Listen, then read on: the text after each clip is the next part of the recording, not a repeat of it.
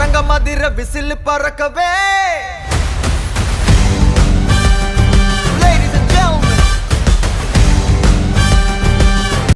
ஒரு டாய் கன்னில் smoke, light, vibration, sound எல்லாமே add ஆன இந்த கன் உங்களுக்கு வேணுமா?